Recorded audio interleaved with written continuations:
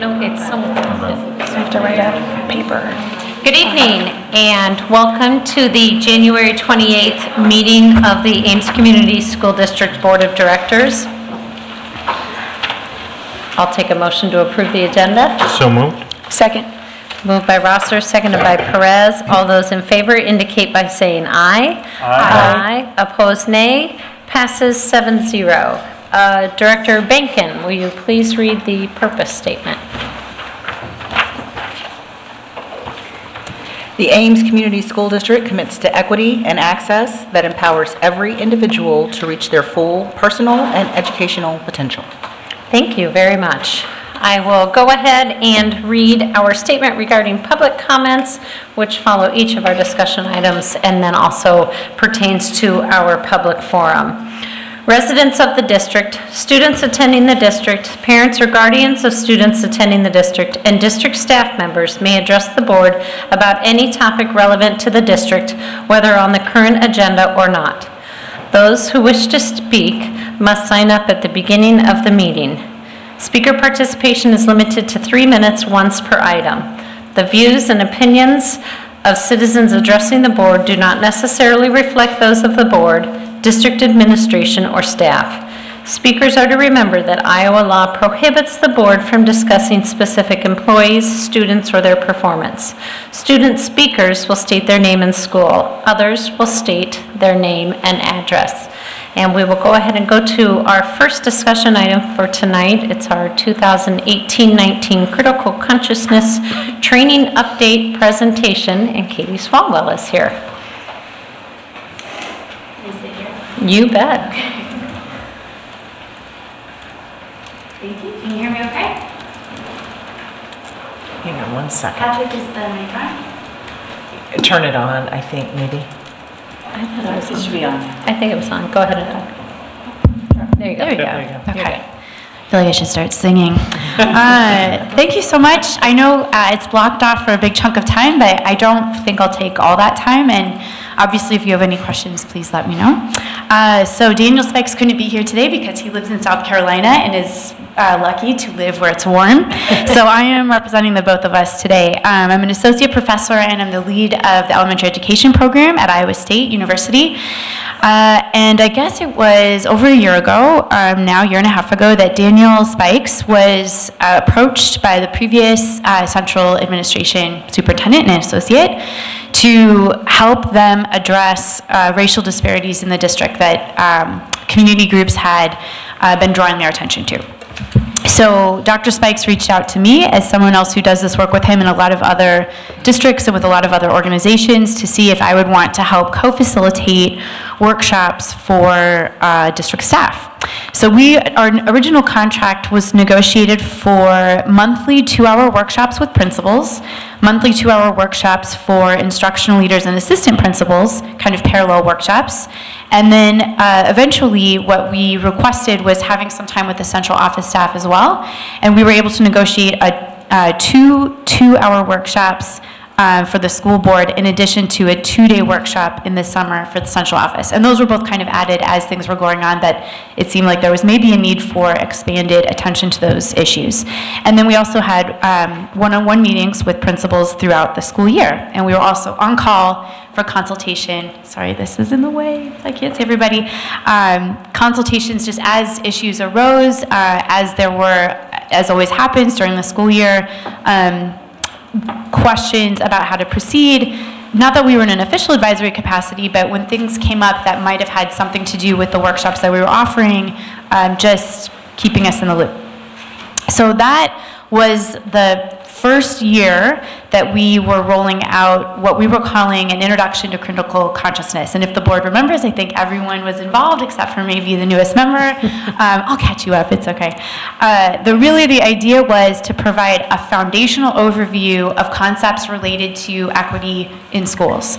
So really just an understanding of what is equity, what is oppression, specifically what is racism, because that's what we were called in to address, were racial disparities in the district. But we did talk about other forms of oppression as well. well, and how those play out in society writ large, and then how those also play out in schools.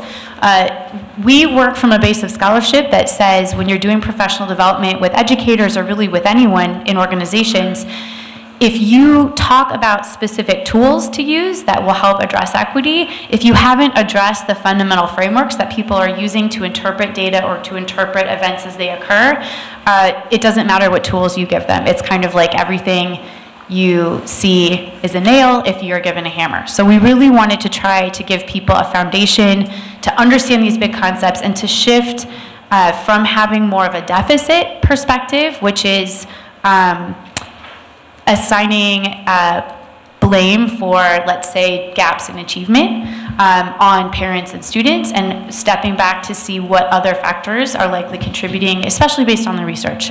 We're very clear that all of the work that we do is evidence-based, research-based.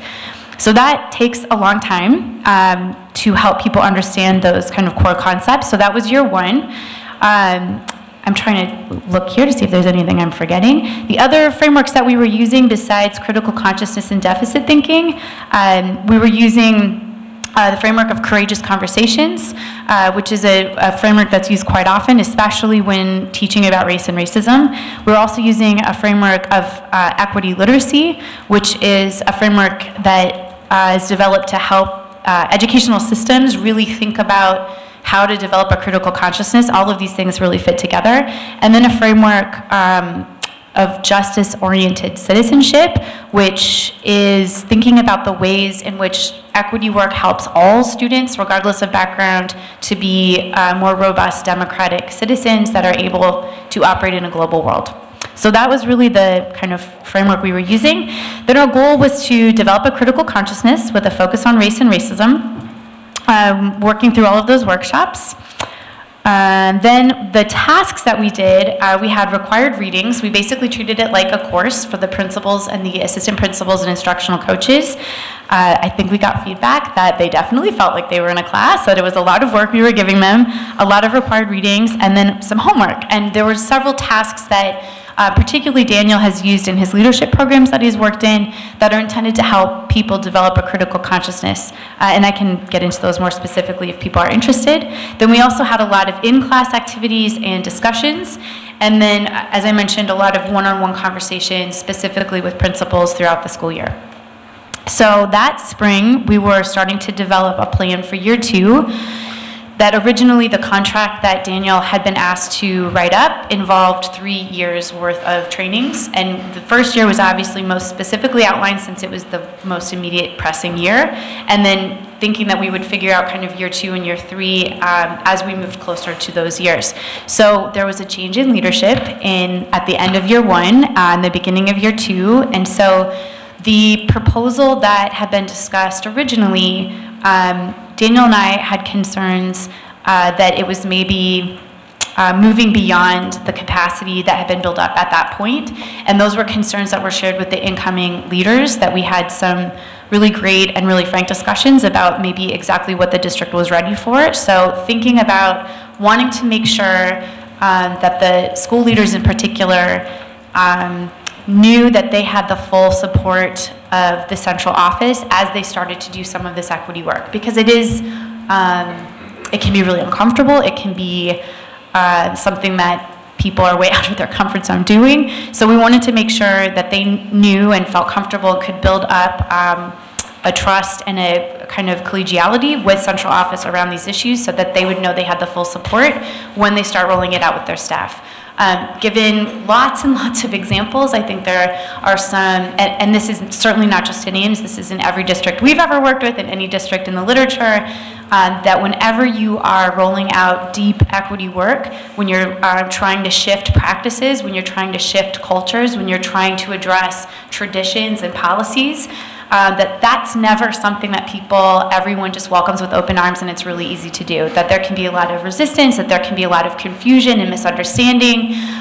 In fact, I think a lot of the resistance comes from confusion and misunderstanding, and so wanting to make sure that the school leaders, whether they're the formal school leaders or instructional leaders and other leaders identified by the district, that they are as strong as they can be, and they know that they have the support of those around them in order to best support their staff as they're rolling that out, and the expectations are that everyone is on board with this. So we shifted our proposal for year 2 to still move forward and expand things, but just in a little bit of a different way. So we have continued workshops with principals. Instead of the principals being isolated by themselves, we added the central office staff in with them. This has been hugely beneficial because it's really built up that culture of trust and frankness and having some of those tough conversations and giving those school leaders confidence that when they put themselves out there that they're going to have the support of the central office. So that's been really critical. Those workshops are now 3 hours long instead of 2 hours because we wanted to add an additional hour to brainstorm what specific policies and structures needed to be addressed immediately and be able to facilitate really great conversations about how to do that. And those have been really productive. Then there are also 2-hour workshops for the assistant principals and instructional coaches, and then a bunch of other people have been added to that group. Principals were asked to identify, I guess you could call them early adopters, or staff in their school who they feel like is already on board and kind of chomping at the bit that they want this work done. They were added to that group, so that like doubled in size. So those are the 2 groups. So the principals and the central office staff, their first 2 hours are really similar to that group's 2 hours, but they have this additional hour of discussing policies that they want to change.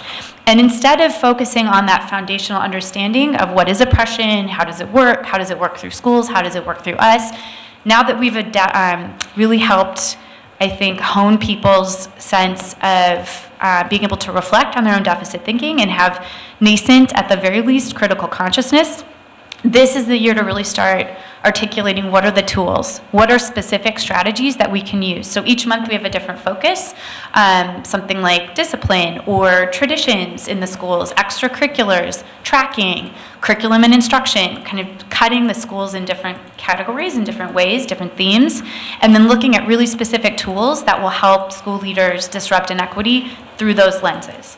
The one tool we've been using the entire time and that the school leaders and school teams have been kind of doing piecemeal has been creating equity audits for each of the schools. So being able to look at what inequities exist within the schools, also where is there equity, where are things going well, to be able to identify target areas that might be in need of assistance, and then also identify places that might be doing something right and how can we learn from that. So we've been working on that kind of piece by piece by piece in the different domains and across different subgroups of identities for students. What we also found out a couple of months in is that maybe not everyone who was new to that experience this year, that they're starting up in year 2, was necessarily as far along as maybe their principals thought they were, and some of that was self-identified too, like, oh, you gave us kind of a crash course the first month, but we feel like we need more to catch up. So then we created a separate workshop that happens kind of over the lunch hour between the other 2 workshops that's like an extended 101 class. And we found that not only are new people coming that were new to year 2, but that people who participated in year 1 are really eager to kind of have a refresher and to keep pushing themselves to go deeper, and have said multiple people in multiple different ways that they kind of can't get enough of it, and that they know that every time they hear something different, they go a little deeper. So we're really excited that a lot of people are electing to go to that workshop. So those are the 3 workshops that we run once a month. And then we also meet with Lisa and Amy and Jenny and Anthony. Daniel and I meet with them to just debrief and talk about what tweaks need to be made. That's how this idea for the kind of 101 sessions came up, just so that we're all kind of on the same page and making sure that things are moving forward. So really this year is about building up the capacity of school teams so that it's not just the principal by themselves or just the principal and maybe an instructional coach, but they have a team of people at each school that has a good foundation, that has been working together with these issues, that they've also been learning about these tools this year, and then we are constantly modeling even specific activities that you can do with staff to really help roll out some of this PD. So that the idea is that year 3 will be us supporting the school teams and rolling it out to all of the staff. Because it's just 2 of us, we can't do the rollout ourselves. There's too many staff, too many schools. So we will be working behind the scenes to really help them roll that out. The last thing that's different about this year is that we also worked it out so that there can be licensure renewal credit that's available for the people who are participating, because it really is a pretty big time commitment, what we're asking them to do in terms of both giving their time during that month, but also having them complete tasks, and they still kind of have homework. It still is kind of like a class. We scaled back the readings a little bit per the request of people last year, but we have those resources still available, and really are treating it like a class. And my apologies, I am so cold right now, so just trying to hold it together. Yeah, any questions you have, we've been really thrilled with how year 2 is going. We felt good about year 1, but having central office leadership across the team that are very present and very involved and very clear about their expectations and where they stand has been enormously helpful, and I think has really propelled the work forward at a much faster rate than we were able to go last year. So it may seem like we're going slower in some ways, but we actually feel like we're able to go faster and are excited about year 3. That was a lot of info to dump on the board, so questions? Yeah, I am wondering if at any point, because you talk of equity and the racial piece, are we at any point diving into like LGBTQ students, and not just the students, but also students that are queer, but also students that their families, like extended families, or their 2 moms or 2, is there any? Yeah. That's a great question. Yes, absolutely. So last year, even though we were foregrounding race and racism, every month that we met with people, we gave examples of other kinds of repression. So we talked about sexism, we talked about homophobia, transphobia, xenophobia, Islamophobia. We talked about other forms of repression that exist. So definitely there was an introduction to that last year, even though race and racism were foregrounded. This year, each category that we've talked about, we've been talking about in relation to really every subgroup of student based on identity. So for instance, when we talked about extracurriculars, we were talking not just about looking at racial inequity and disparities, but also gender inequity and disparities, also looking about LGBTQ. One thing that's a little bit tricky on the equity audit has categories for students based on their socioeconomic status, on their race, on their ethnicity, on their religion, on their gender. And it also has LGBTQ as a category. What makes that one a little bit different is we would never, ever advocate for students to have to identify, right? Like I'm guessing legally we couldn't even ask that, but ethically that's really complicated. Whereas you can use free and reduced lunch as a proxy for socioeconomic status, and that's something that we know tapers off a little bit at the secondary level, that people might not report it as much, that we have like decent numbers for that to work with. So for LGBTQ, it's a little bit different. So the way that we look at that for the equity audit and have been talking about that are the ways in which LGBTQ students and families are included and supported by policies and practices, and the ways that they're not. So when we looked at traditions, for instance, that schools might have, when you think about something like homecoming traditions, a lot of schools have a homecoming king and a homecoming queen. And we talked about how that's heteronormative, and even what heteronormativity is, what that means. The month that's coming up, where we're talking about curriculum and instruction, one of the tools that we'll be sharing with them to share with their staffs next year is an audit of your curriculum, so that you're looking, if you're an elementary school teacher, for instance, we're doing an audit of your classroom library. And so you're asked to look at what are the race and ethnicities of the characters in the books that I'm sharing with students. Are there any characters, whether it's the family or the main character, who are identified as LGBTQ? So that's part of that as well. Thinking about how it's present in the curriculum. Same thing for secondary. I mean, elementary is maybe a good example, but it's definitely part of the equity audit for sure.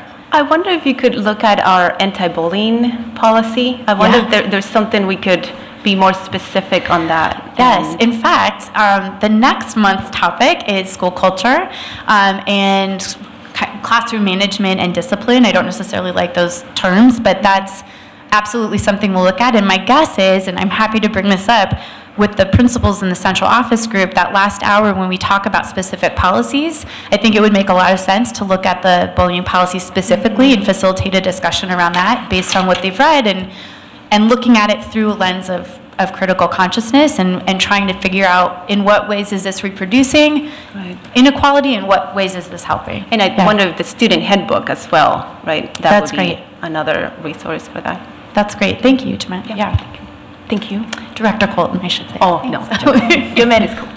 Thank you. Hi, Professor. I was really pleased to hear you say that you feel a sense that you're getting ahead of where you were, because I think there were a number of us that were feeling frustrated that things were going a little slow. So I'm really, really glad to hear that you're feeling you're back on track, ahead of schedule, and because that was something that we were concerned about.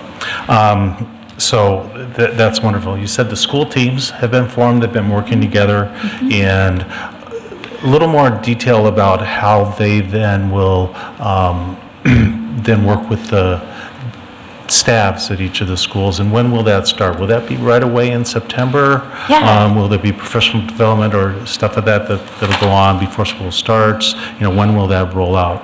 Great question. And just to reiterate, yes, I feel good about where things are going and how the staff that we are working with are responding to things. It's been a very positive experience.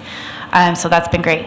Also, I want to mention that there are schools and school leaders that are doing things already. And what we've encouraged them to do, even if people aren't totally comfortable yet addressing these issues explicitly with their staff, that there are things they can do to lay the groundwork to create a sense of normalcy around having discussions. I mean, even something that basic, like, can your staff talk to each other about real things and disagree? Like, can your staff do that? It's sort of like, I can't ask you to run a marathon if you have a really hard time walking, right? Like, that's just an unfair expectation. And so this work relies on people being able to have tough conversations with each other, having relationships where they trust each other, not necessarily like each other. I know we don't ever like 100% of the people we work with, but can you be in professional, respectful conversation with each other? So we said that's something you can really work on before we even get to this other stuff, so that you feel like you're laying the groundwork. And there are staff that are already doing things that are making connections to this work, and I think are already able to move forward a little bit faster. So I don't want to make it sound like they've stalled out and they're just kind of waiting for us to give the green light. I don't think that's the case.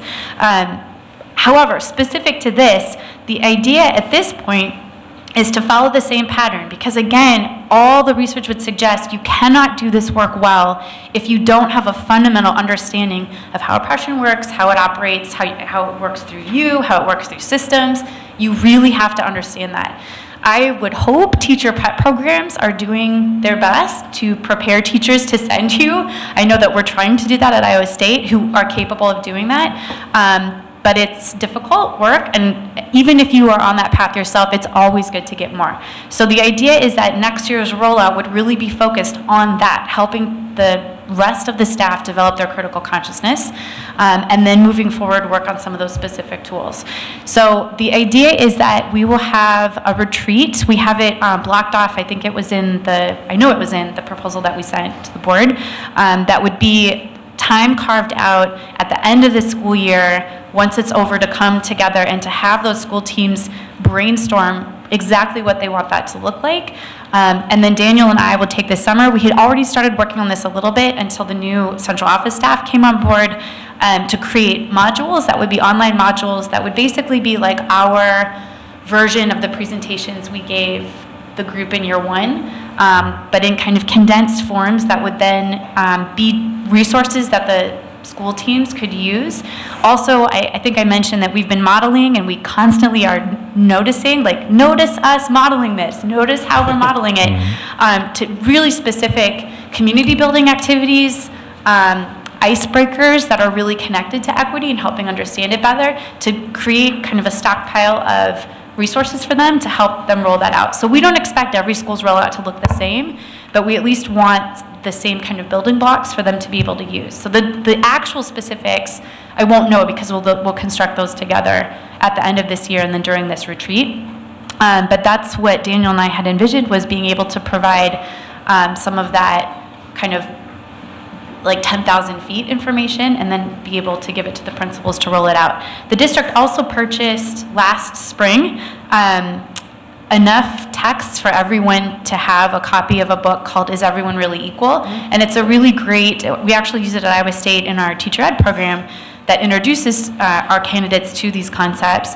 That's just like a really accessible overview, and so we have that as well as a resource. So we're hoping that that's giving people enough, and then this year, building up their confidence. We're also doing role plays.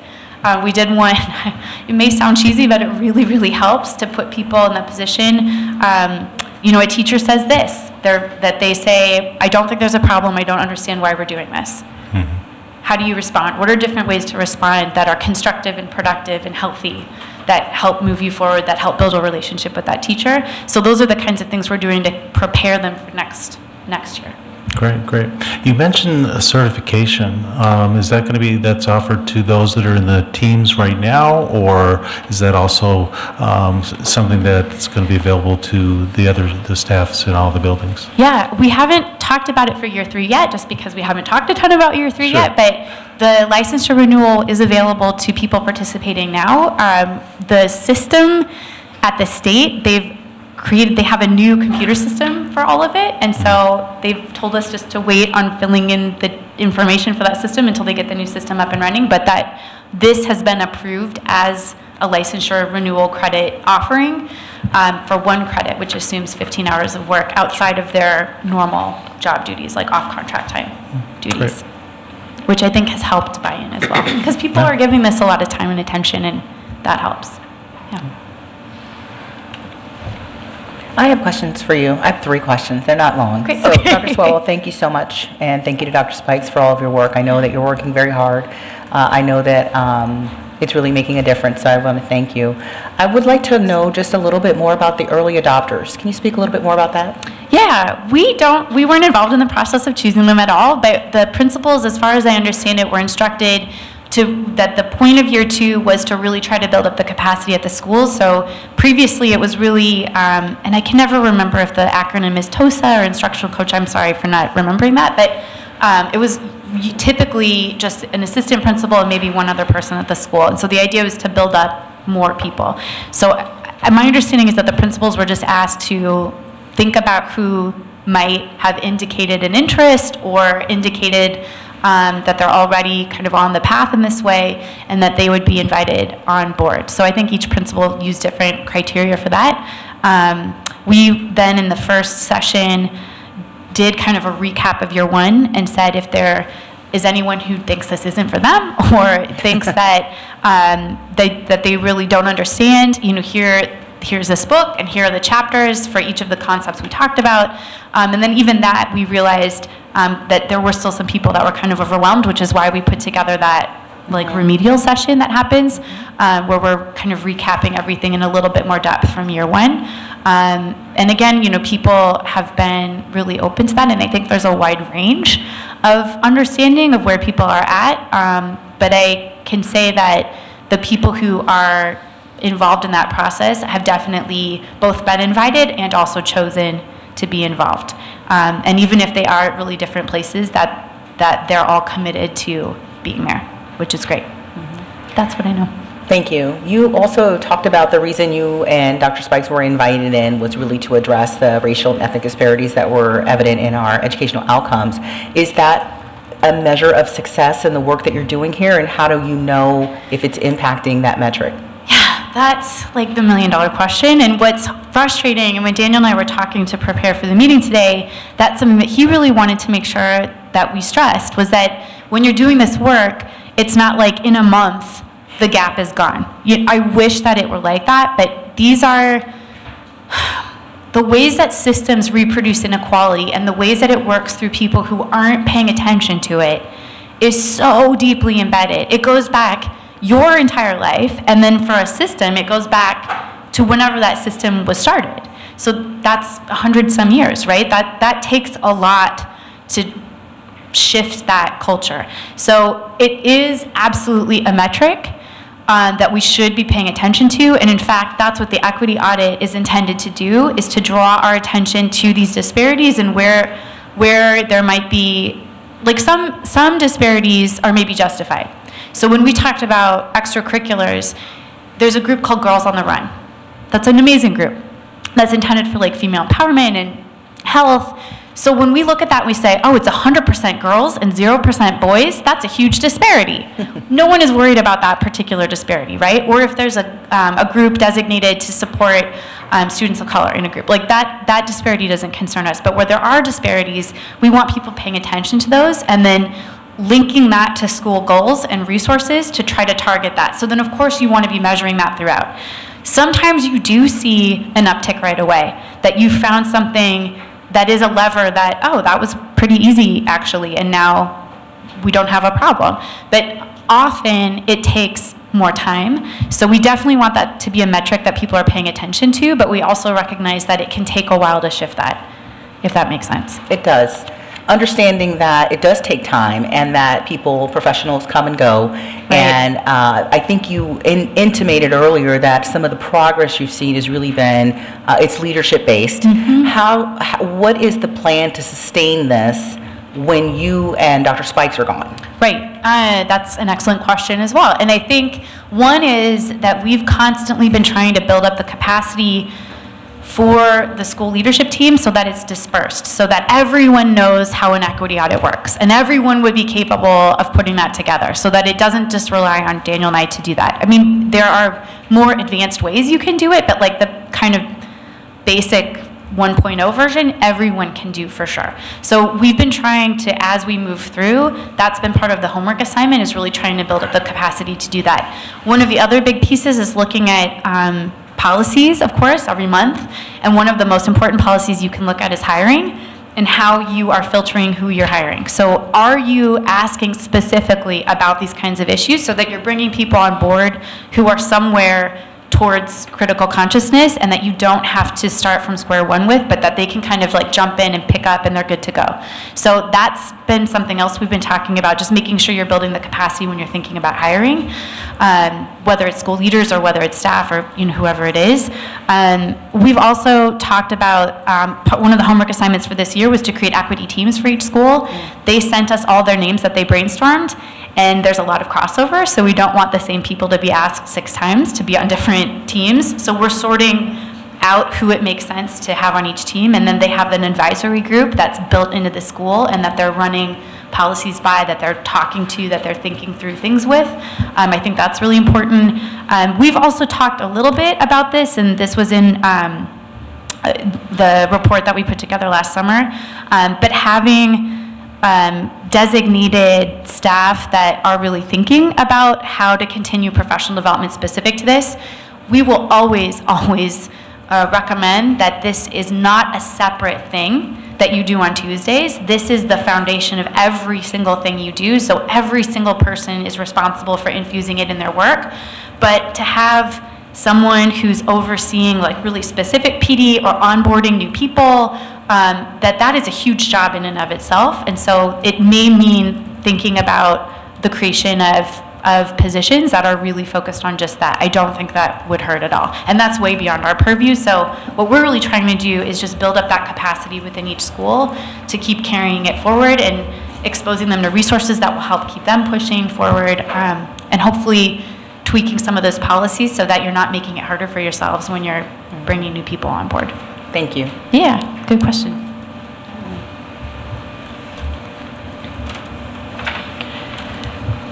Thank you. You're welcome. I appreciate the questions that have been brought up here from my colleagues up here, because they hit on a lot of the questions that I had written down in terms of sustainability and how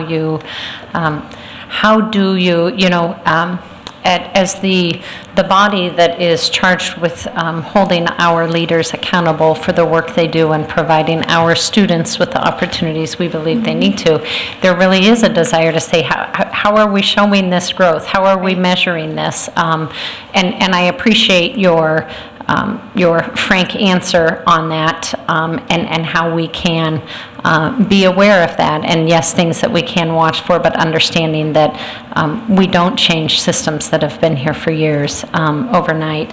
I also really appreciate the continual review by you and Dr. Spikes, and continuing to work with our team to see how do we need to adjust course to make sure that it's working well. And so I appreciate that you continually look at that to see how you can carry forward in the best manner possible for our district. So really appreciate the work. I know that I've had conversations with several of our professionals that have really felt good about the work that you all and opportunities you have provided them, and the safe space for them to take part in such courageous work. So I know we all got to experience it for 4 hours, but I really appreciate the work that you've done. I know we all appreciate the work that you've done for our district, with our district, because I am very hopeful when I hear your presentation. So I will say too, I mean, we'll have a report at the end of every year that we do work. Every month we basically have like a survey asking for feedback on a bunch of different things from everyone, and so we wouldn't ever out anyone specifically, because of the safe space, but we've been coding and collating those so that we have, that's kind of data points to share with the board as well about the growth that we've seen and the kinds of things that are happening. Sometimes too, other metrics are less quantitative.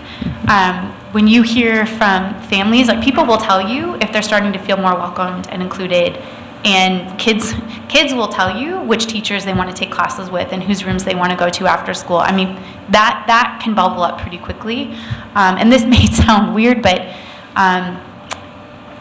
kind of the wisdom of the professionals who do this kind of work in whatever systems is if you don't get pushback from people who are uncomfortable, then you're probably not doing anything. So sometimes another metric, as strange as it sounds, is people expressing discomfort.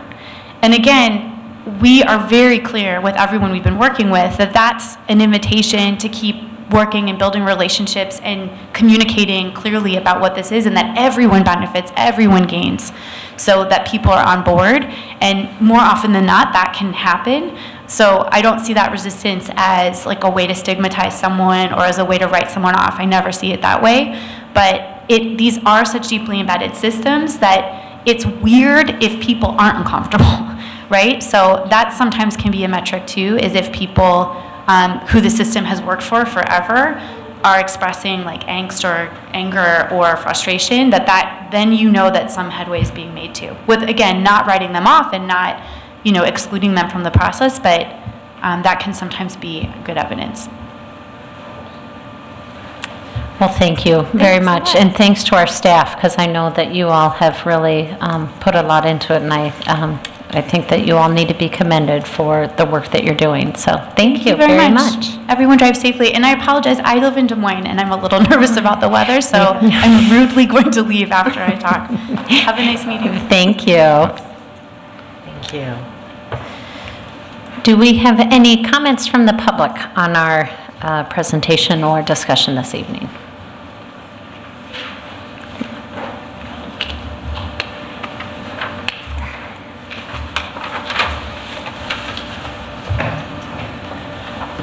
Hi, my name is Karen Stein. And I will sing. My name is Karen Stein. This is really exciting, and I'm even wondering if there's a class that community members, parents can take, because this is wonderful. Any way that we can support our teachers, principals, and our students, I support that too. Thank you. Thanks, Karen. Anyone else? Okay, we will go ahead and move on to the next item, which is our board committee update. And there was some information in your packet under our Exhibit D2. Are there any board members that want to highlight information or provide additional information?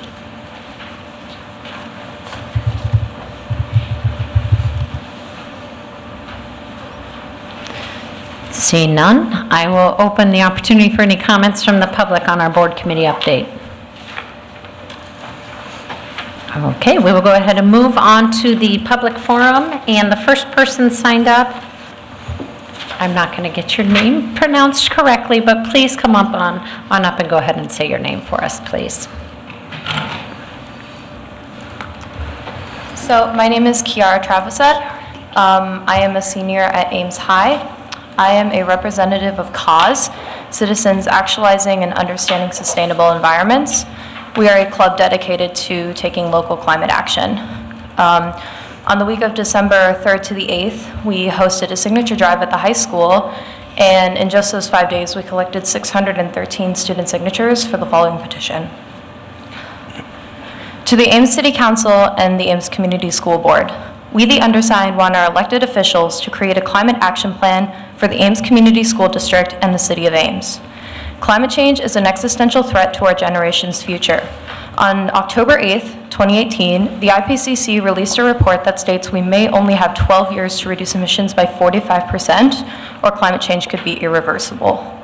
Our elected officials thus have a responsibility to secure our generation's future, and we request the development of a comprehensive climate action plan and its implementation to reduce emissions. We hope that these 613 student voices will encourage the school district to take a bolder stance on climate change. And in the audience, there's a group of people, including students who have signed the petition, that took time out of their evening to show support. So if that's you, could you please stand up?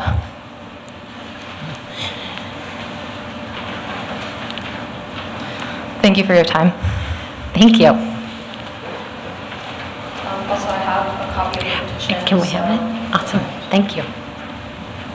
Thank you. And Lucas.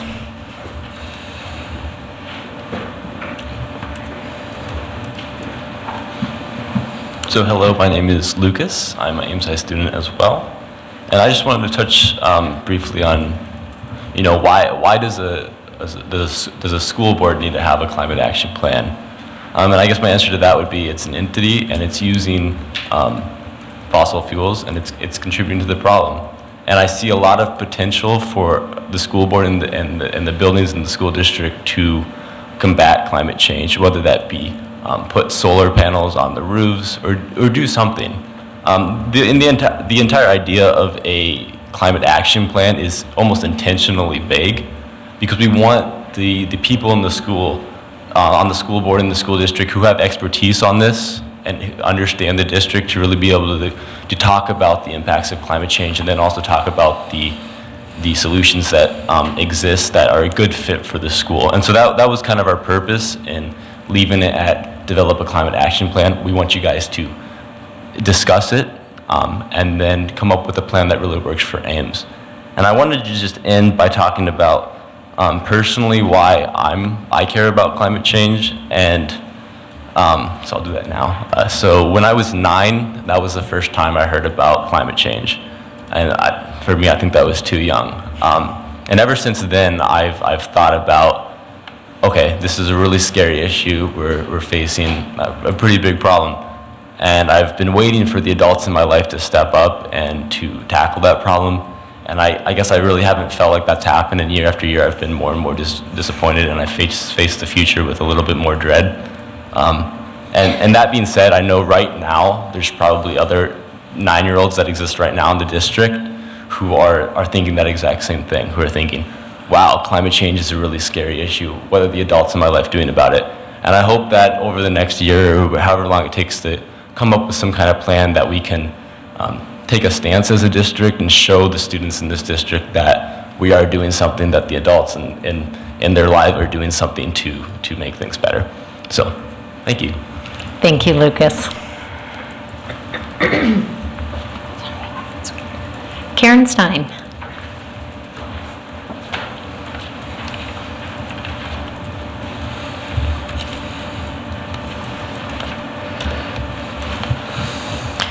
Karen Stein at 2503 Red Shot Road. And I just wanted to make 2 points tonight, briefly. When Ms. Reisner was interviewed, one of the things that I thought was amazing was that you mentioned having a student in your previous district. You guys had a student who sat at the board table who did not vote, but high school students who would come and report on issues and the temperature of the students in that sense. When is that going to happen? And I would also like to kindly request that not just a high school, but middle school student. Wouldn't it be awesome to have a middle school and a high school student sitting at the table talking to you guys, talking to us? I think this is very beneficial, especially for the high school kids right now. We're building a building that they're going to use. They're the users. How awesome would it be to have someone right there, sitting next to you right now? So I hope that could happen soon. The other point I wanted to make was, as far as the FSC classes, last time it was mentioned that it was going to be a temporary hold for these courses. If that is honestly the case, I just wanted to give my opinion as an architect. When you design, you plan something, a space, and you pay a lot of money for it, coming back to retrofit that space may not work. And I ran into this in my professional life, where it ends up being a lot more costly, or you end up having to ask for more money from the community to knock walls down and to add to the building itself. So if this is truly your intent to keep those life skill courses, which I hope we do, please assign with the needs of those courses: the kitchen, electrical, mechanical, design specifications, and so on. Because, like I said, retrofitting a space is going to be more costly to the community. Thank you. Thanks, Karen. We'll go ahead and move on to consent items. Move approval of consent. Second.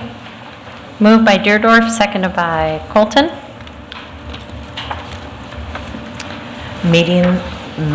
Minutes from the meeting held January 7th and 14th. Financial reports for December 2018. Claims and payroll for December 2018. Personnel report.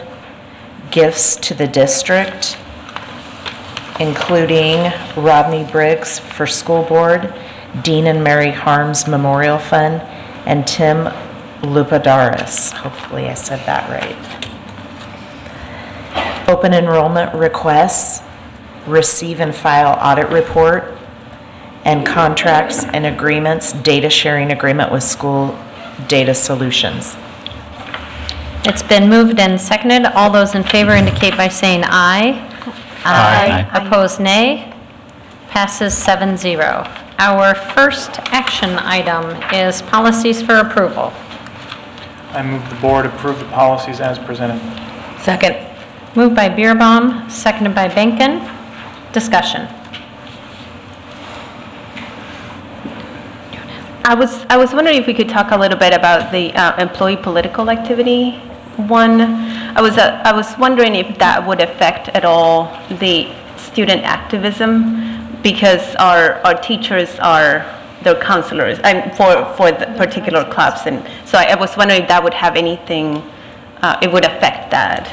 Yeah, good question. So this policy refers to just the employee, and not, there's a different one for students, but the employee, as long as they're presenting equal, both sides equally, that's what they need to do in order to be in compliance with the policy. Okay. So yes, I think that answers. Okay, so they so could still be advisors for a Right. group that is desiring to be activists on a topic, but they have to then present fair. Okay. Yeah. And students can take a pathway, but the instructor or the advisor has to present equal sides. Okay. And then the district, because it said there's a piece about elections, and so for instance, for the school board, we still can promote the elections and all that as a district, right? Because there was a piece about that they couldn't. We can promote involvement, yes, Okay. but, and employees absolutely can as well. They can promote involvement, but they can't take a stand on a measure. So an example that last spring with the high school referendum, a high school teacher couldn't have told people to vote yes, but they could say, make sure you vote on April 3rd. So, yeah. Okay. Thank you. And the same, yeah. Thank you. And as I understand the political activities when you were asking about relating to students, so for example, if a teacher offers some type of community activity credit in their course. Students, I know, took advantage of this last fall. That's up to the student, whether they're whatever candidate or issue that they might be a climate change group, which was very active actually last fall. Next Gen. As long as that teacher is offering it to students and the students are choosing which group to get, to be involved in, then, and that's equal and open to their choices, then they can give the credit. That doesn't, so this policy doesn't prevent them, students, from doing that. Okay, great. That was exactly what I was wondering. If I could add on to that, because this was a discussion that we had in the policy committee, we were very clear about what the policy calls for, and it's a technical nuance. The policy is specific to employees and their specific actions. It's really different than the obligations of a teacher in their teaching role. And so I think what Director Rosser is pointing to is cross-referenced in 609.3, and that comes out to teaching about controversial issues. So all the things that a teacher does in the teacher's duties as a teacher would be governed by 603.9. This is just some random employee who is involved in random political activity regardless of connection with the students. Okay. Thank you. Thanks for that clarification and thanks for the question. Any other comments? Seeing none, it's been moved by Beerbaum, seconded by Benkin. All those in favor indicate by saying aye. Aye. Opposed, nay. Passes 7-0. Item 14, change order, tennis courts, number 3. Come on, Jerry. Thank you. I move the board approve change order number 3 on the tennis courts project in the amount of $12,948. Second. Thank you. Now we may have discussion. Jerry. These items here, this should be the last change order on the tennis courts, and a lot of this was just some kind of incidental cleanup items, some reconciliation items. I tried to give a description of the justification and so on in the board agenda form. Is there any specific questions? Not really. I just, we saved money some here. We had to get charged extra there. Most of that was related to the weather, I hate to say. Yeah, we had to push off the ceiling until spring, and then the painting of the lines and such as that. So it makes a lot of sense, and you feel this will be the last change order that we'll be looking at? You said the last one, and I don't know if I want to hold you to that, because you never know. Thank you. That's the truth. Okay. I'm optimistic, hopeful. Okay, great. Thanks. Any other questions or comments?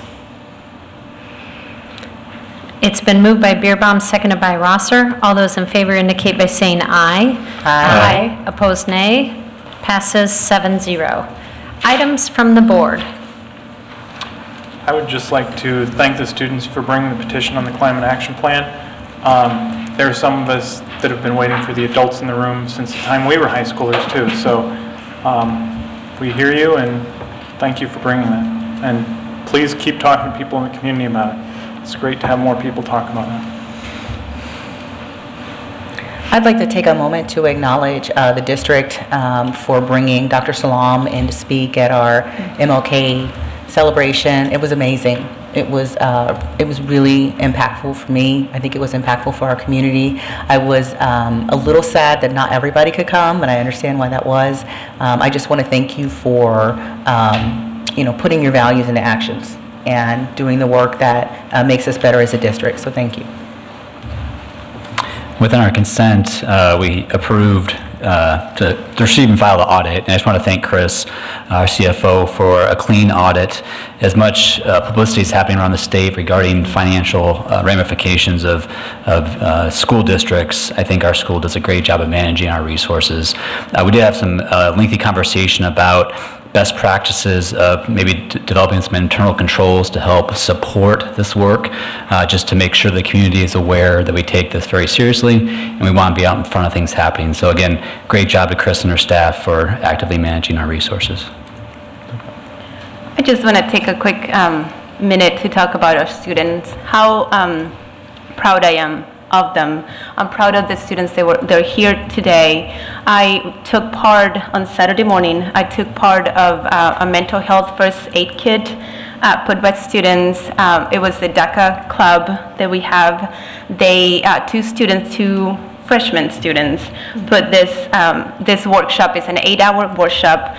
There were 3 grown-ups. 90% of the people attending this workshop was students, and basically what we're taught is how to assist someone if we know they're suicidal or they're thinking about it. So it was very intense. It was Assistant Principal Carrico that led it.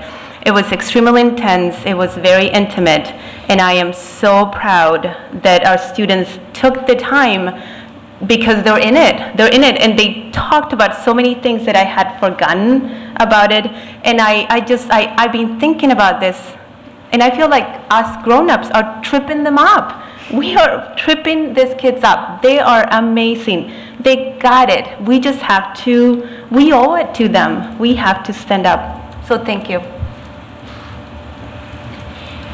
I had the opportunity in my role as mother to go to Invention Convention, and if any of you have never been to Invention Convention, it is so awesome to see what these, and I see some students smiling, so maybe some of you participated when you were in 5th grade, but I just want to thank our ELP staff. I know that takes a lot of effort to support these students and help them work towards really pushing the creative parts of their brains to define a problem, work through solutions, and sometimes great seeing the solutions that they thought would be great solutions that did not work, and then how they work through it to come up with solutions that would work. But I just appreciate that we provide our kids the opportunity to have those kinds of activities to engage in. So.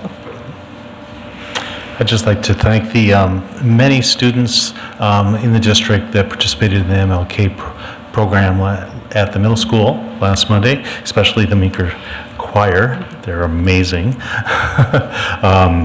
But on a cold night, there were still a lot of people that turned out.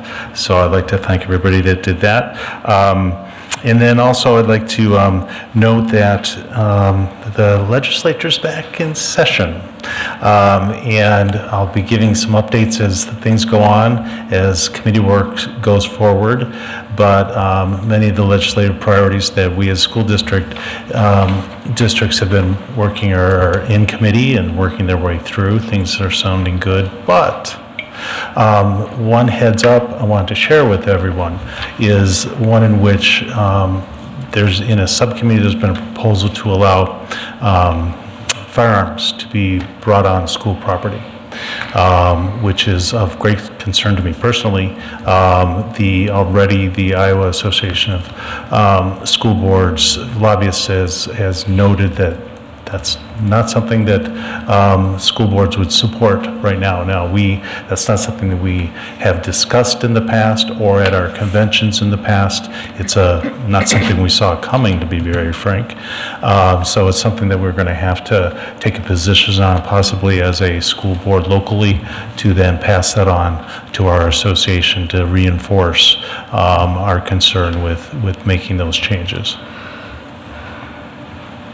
Items from the superintendent.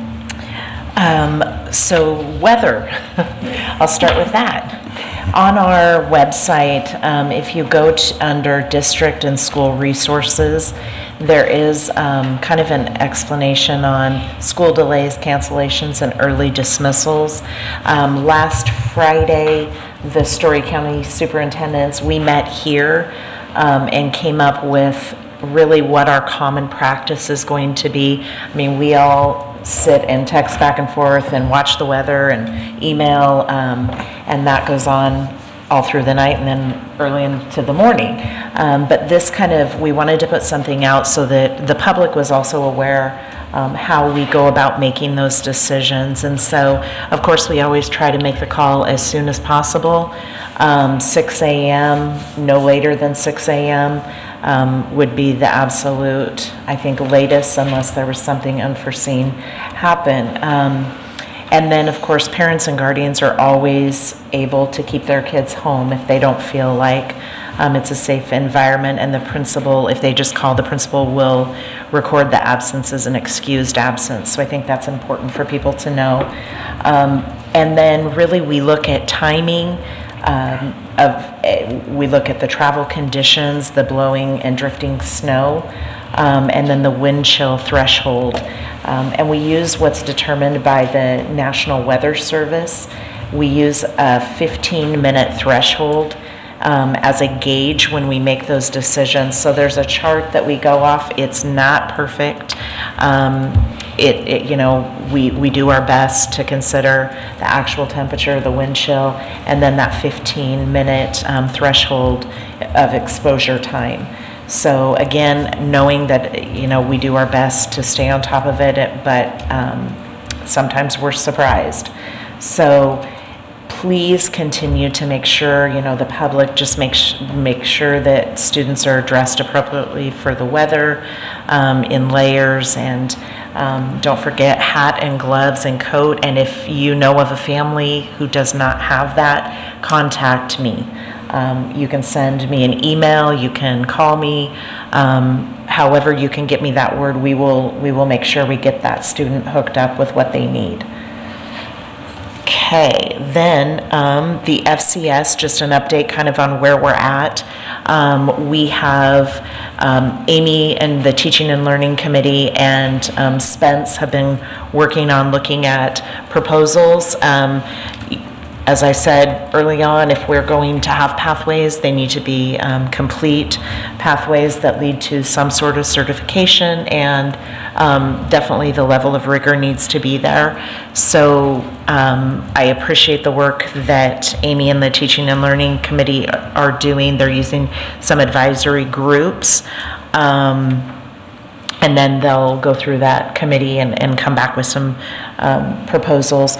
Also, on the plans for the new high school, there is an FCS, or there is a foods room. So that is already in the plans. Okay. Anything on the board planning calendar that you'd like to highlight for us? I think the only thing, I'm just trying to rack my brain for the date, but I think it's February 5th, and I'll be going to that too. So Kim's registering me for that tomorrow. I don't know if there's anybody else going to. It's the day on the hill. Day on the hill. Day under the dome. Day in the dome. Yeah. So that'll be great. And then, did you say you're going? You might be. Okay. And then just other than that, we have the next regular board meeting, February 11th. Great. Jenny, do you know, you mentioned that resource for knowing when we cancel schools. Do you know where that's at on the website? No, because I had a heck of a time finding it too. Oh, okay. I used Eric's link. I couldn't find it. I couldn't find it. I'm on it. Do you want me to email it to you? Well, I want parents to be able to find it, so let's say exactly how you get to it. If you could email us tomorrow or something, that'd be fine too. But if there's parents watching, I want to make sure they know. I think It's a long link. Eric, are you working on it? Okay, that's just making sure. Do you know where they go, Eric? He's looking. Oh, okay.